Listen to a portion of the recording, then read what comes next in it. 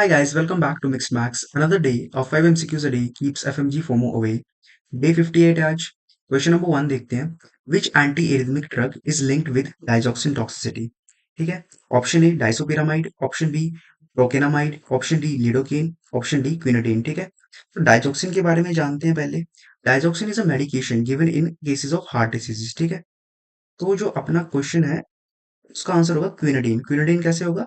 Quinidine stops the excretion of digoxin, thereby increasing the level of digoxin. ठीक है, in the body.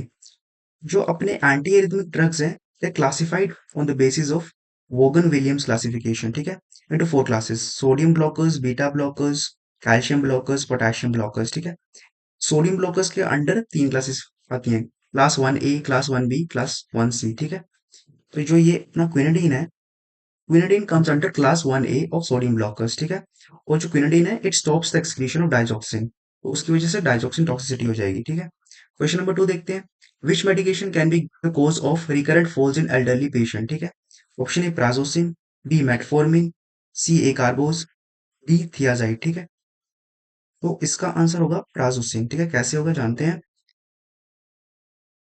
जो prazosin है वो अपना अल्फा 1A एड्रेनर्जिक ब्लॉकर है. ठीक है, use to treat hypertension and benign prostatic hyperplasia. ठीक है, तो इसका साइड इफेक्ट होता है प्राजोसिन का ऑर्थोस्टैटिक हाइपोटेंशन. ठीक है, तो उसकी वजह से there will be recurrent falls. ठीक है, तो इससे देखते हैं कि जो प्राजोसिन है अपना alpha 1A adrenergic blocker cases of hypertension वगैरह में दिया जाता है. सडन हाइपरटेंशन में देंगे तो सडन हाइपोटेंशन हो जाएगा, ऑर्थोस्टैटिक हाइपोटेंशन हो जाएगा, तो उसकी वजह से रिकरेंट फॉल्स आएंगे. ठीक है, अदर ऑप्शंस देखें. Metformin first line drugs in diabetes, type 2 diabetes. A कार्बोज alpha glucosidase inhibitor है, मैनेजमेंट ऑफ डायबिटीज में दिया जाता है. थियाजाइड हाइपरटेंशन एडेमा मैनेजमेंट में दिया जाता है. ठीक है, तो अपने तो क्वेश्चन का आंसर है वो प्राजोसिन है. ठीक है, question number 3. Most accurate and distinctive marker of myocardial infarction is CPK, um, troponin, myoglobin, cytokeratin. ठीक है, इसका आंसर होगा option B troponin. High sensitivity होती है इसकी. ये Troponin 1 and B are more accurate and specific biomarkers for diagnosing myocardial infarction because of their high specificity and sensitivity. ठीक है, in detecting myocardial injury. ठीक है, क्वेश्चन नंबर 4 देखते हैं. Condition link to dilated cardiomyopathy: A syphilis, meningococcus, diphtheria, brucellosis. ठीक है, dilated cardiomyopathy के बारे में जानते हैं.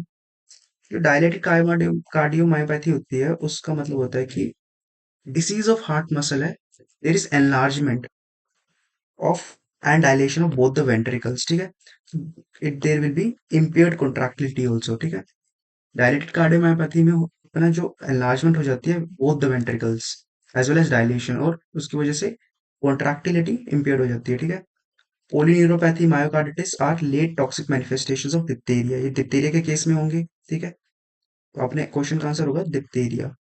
ठीक है, dilated cardiomyopathy it is linked with diphtheria. बाकी ऑप्शंस के बारे में जानते हैं. Syphilis aortic aneurysm. ठीक है, meningococcus sepsis myocarditis, brucellosis causes endocarditis but not directly linked with dilated cardiomyopathy. ठीक है, अपना जो डायलेटेड कार्डियोमायोपैथी के केस में डिप्थेरिया आएगा. ठीक है, क्वेश्चन नंबर 5 देखते हैं. In case of chronic allergy, इस पे ध्यान देंगे, क्रोनिक एलर्जी वाला केस है. ठीक है, विच इम्यूनोग्लोबिन डेमोन्स्ट्रेट्स इंक्रीज लेवल्स? तो इजी है, आईजीई हमने पढ़ा ही है. ठीक है, एलर्जी के केस में आईजीई होता है. ठीक है, अपने 5 MCQs कंप्लीट हुए. Thank you.